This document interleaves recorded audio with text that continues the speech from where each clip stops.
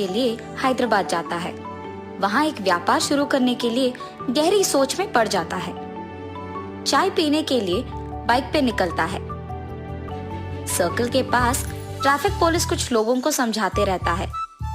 उसी तरफ जाते हुए चंद्रबाबू को पुलिस पकड़ लेता है। सर क्या हुआ, आपने मुझे क्यों पकड़ा? तुमने हेलमेट नहीं पहना और वो कानून के खिलाफ है, इसीलिए मैंने तुम्हें रोका है। गलती हो गया है सर, इस बार के लिए माफ कर दीजिए। ठीक है, फाइन भर के जाओ। फाइन कितना है सर? 500। उसके बाद चंद्रबाबू चाय पीने के लिए जाता है। चाय पीते हुए उसे एक विचार आता है, वैसे तो मैं यहाँ एक व्यापार शुरू करने के लिए आया हूँ ना, तो क्यों ना मैं एक हेलमेट का दुकान खोलूं। चंद्रबाबू का दुकान तैयार हो जाता है और खुलने के बाद हर रोज बहुत सारे ग्राहक आते हैं। इसीलिए वो एक भरोसेमंद को दुकान में काम करने के लिए लगाता है। उसका नाम संतोष है। मैं बाहर काम पे जा रहा हूँ संतोष। जी साहब, मैं यहाँ दुकान संभालूंगा। ऐसे कुछ दिन बीत जाते हैं। उसका व्यापार अच्छा चल रहा था और बहुत लाभ भी आता है। लाभ को देख संतोष लालची बन जाता है।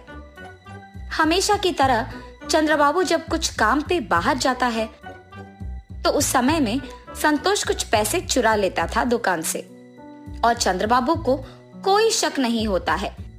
ऐसे ही कुछ दिन गुजर जाते हैं। संतोष, तुम्हारा वेतन कम है ना? जी साहब। ठीक है, अब से तुम्हारा वेतन होगा 10,000 रुपए। बहुत बहुत शुक्रिया साहब। अब से इस दुकान का ख्याल तुम्हें ही रखना होगा, ठीक है? मुझे गांव जाना होगा, वहां कुछ काम है। 10 दिन बाद आऊंगा। जी साहब, आप कहने तक मैं दुकान का बहुत अच्छा ख्याल रखूंगा। चंद्रबाबू के गांव जाने के बाद हर रोज के पैसे में से आधा संतोष ले लेता था। 10 दिन बाद चंद्रबाबू उसकी बेटी के साथ हैदराबाद आता है और सीधा उसकी दुकान पे ले जाता है। इन 10 दिनों में कितने पैसे आए हैं संतोष? 50,000 साहब। अरे ऐसे कैसे?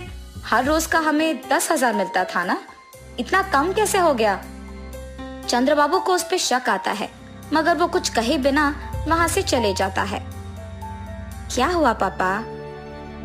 कुछ नहीं बेटी, मेरे गांव आने से पहले हमारा दुकान लाभ में चल रहा था, लेकिन इन 10 दिनों में बहुत कम हो गया है। लगता है कि हेलमेट ज्यादा नहीं बिक रहे। पापा, शायद संतोष कुछ पैसे ले रहा है। अरे नहीं नहीं, वो ऐसे नहीं करेगा, बहुत ईमानदार है वो। अच्छा ठीक है पापा, आप आके पहले खाना खा लीजिए। सुबह के समय में दिव्या दुकान को किसी के आने से पहले एक सीसी कैमरा लगवाती है और वहां से चले जाती है। हमेशा की तरह रोज के पैसों में से कुछ संतोष ले लेता है और ये सब दिव्या सीसी कैमरा के फुटेज में देखती है। लेकिन सीसी कैमरा के बारे में दिव्या के अलावा और किसी को नहीं पता था। दिव्या उसके पिता को ये सब दिखाती है और चंद्रबाबू को बहुत गुस्सा आता है। संतोष, तुमने मुझे धोखा क्यों दिया? मैंने कुछ नहीं किया साहब। हर रोज दुकान से तुम ही पैसे निकाल रहे हो। अयो नहीं साहब, मैंने नहीं लिया। ये लो सबूत। उसे देख संतोष के मुंह से एक शब्द नहीं निकलता है। मुझसे बहुत बड़ी गलती हो गई है साहब, मुझे माफ कर दीजिए। तुम्हारे भरोसे पे मैंने इस दुकान को छोड़कर अपने गांव गया हूँ और तुमने मुझे धोखा दिया। अब तुम्हारा यहाँ कोई जगह नहीं हो सकता है। अगर कोई हम पे भरोसा रखता है तो हमें उनका भरोसा ऐसे नहीं तोड़ना होगा। धोखा देना बुरा है।